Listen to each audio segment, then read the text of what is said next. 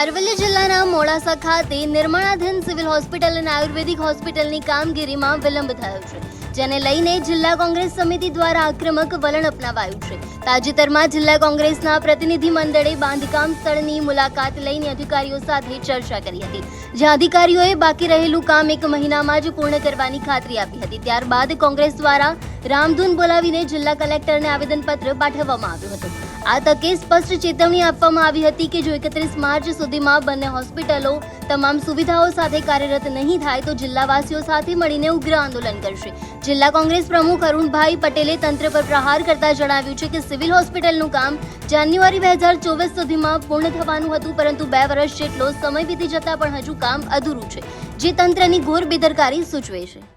વારંવાર તમે જે દિવસો વિલંબ કરે અને જે લોકોના જિલ્લાને જે સિવિલનો લાભ મળવો જોઈએ લાભ મળતો નથી, એના કારણે લોકોમાં પણ ભારે આક્રોશ છે। જો આ સિવિલનું કામ 1 મહિનાની અમને મુદત આપી છે,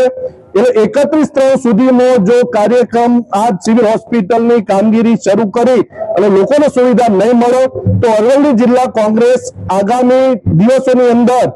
આ લોકોને સદબુદ્ધિ આપે એ માટે યજ્ઞ હવન અને ધાર્મિક કાર્યક્રમો કરે, પણ વહીવટી તંત્ર અને સરકારને સદબુદ્ધિ આપે એ માટેના તમામ કાર્યક્રમો